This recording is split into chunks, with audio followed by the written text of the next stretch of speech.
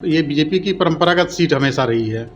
यहाँ बीजेपी से किसी को भी टिकट अगर मिल जाए तो वो सीट बड़े आराम से निकल जाएगी बीजेपी के लिए। भाजपा जिस किसी को भी यहाँ से अपना कैंडिडेट घोषित करेगी वो 100% जीत जाएगा। मायावती आजकल लगातार प्रेस कॉन्फ्रेंस कर रही हैं, ट्वीट कर रही हैं, बहुत सक्रिय हैं। उन्होंने ये भी दावा कर दिया है कि वो 2024 में अकेले चुनाव लड़ेंगी, यानी कि ना वो विपक्षी एकता के इंडिया में शामिल होंगी और ना सत्ताधारी पार्टी जो चल रही है बीजेपी शासित गठबंधन एनडीए है उसमें शामिल होंगी। वो अकेले 2024 में जाएंगी, ऐसा अभी तक वो कह रही हैं।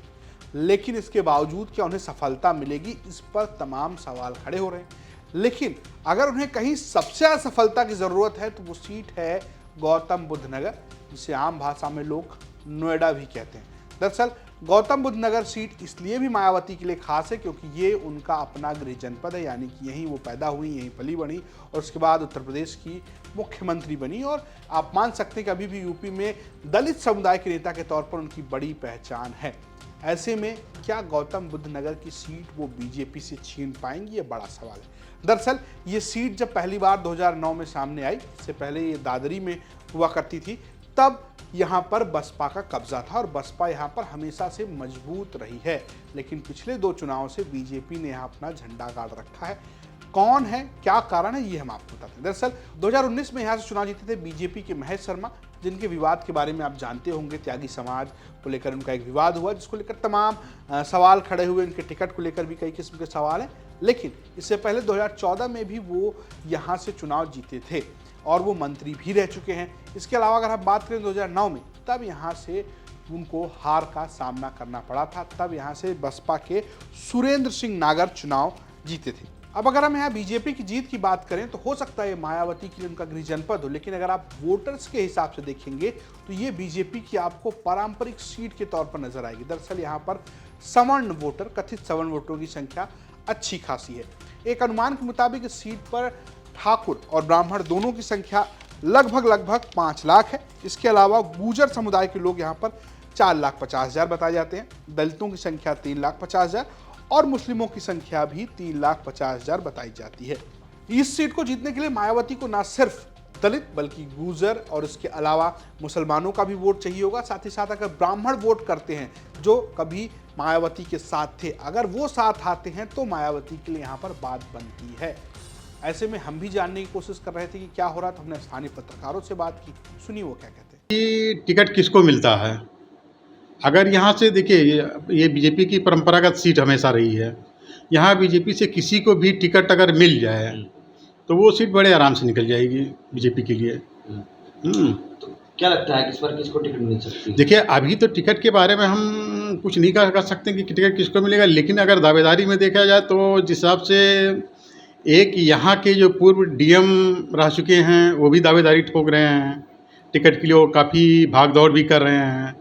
और जिस हिसाब से अभी भी पद पे रहते हुए भी और जिस हिसाब से जनसंपर्क कर रहे हैं, तो अगर उसका देखा जाए कि उनके जनसंपर्क करने के, भागदौड़ करने के पीछे कहीं ना कहीं कोई मजबूत हाथ जरूर है। और अगर डॉक्टर जैसे वर्तमान सांसद डॉक्टर महेश शर्मा जी, अगर उनको भी टिकट मिल गया तो उनकी भी सीट निकली हुई है।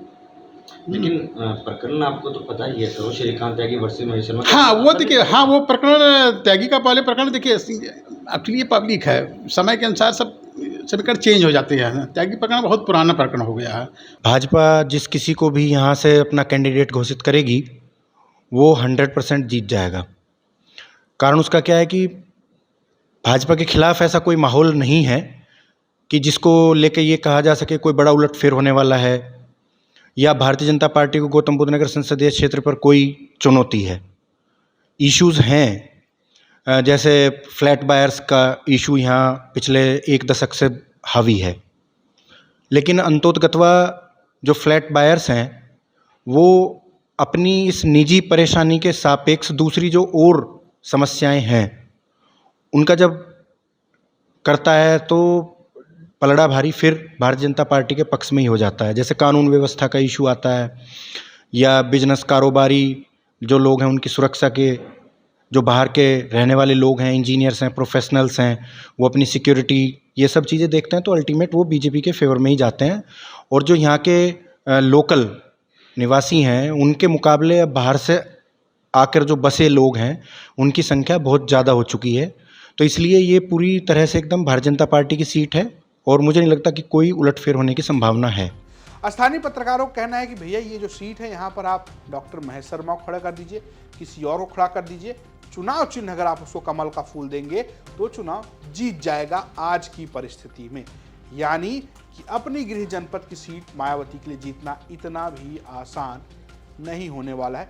फिलहाल यहाँ पर विपक्ष क्या करता है, किसको उम्मीदवारी मिलती है, किसको टिकट मिलता है, ये भी स्थानीय पत्रकार कहते हैं कि त्यागी समाज का मुद्दा इस सीट पर उतना प्रभावी नहीं है जितना अन्य सीटों पर है, क्योंकि यहाँ पर उनका वोट बैंक उस हिसाब से नहीं है। तो यानी कि अगर महेश शर्मा को दोबारा टिकट मिलता है तो वो चुनाव जीत सकते हैं, ऐसा स्थानीय पत्रकार कह रहे हैं। लेकिन आपकी अपनी सीट पर कौन हार जीत रहा है, किसको टिकट मिल सकता है, किसका टिकट कट सकता है, ये जानने के लिए आपको जाना होगा लोकसभा इलेक्शन 2024 कौन जीतेगा यूपी की प्लेलिस्ट में। आपको अपनी सीट की जानकारी वहां मिल जाएगी। साथ ही साथ आपके इलाके के लोग क्या बता रहे हैं, उनको क्या परेशानी है, वो किसको वोट देंगे, किससे उनकी नाराजगी, ये जानकारी भी आपको इसी प्लेलिस्ट में मिल जाएगी। फिलहाल ये स्टोरी भेजी थी गौतम बुद्ध नगर से हमारे सहयोगी अरुण त्यागी ने, प्रस्तुत किया मैंने रजत ने और कैमरे के पीछे हैं रंजीत। देखते रहिए यूपी तक। नमस्कार।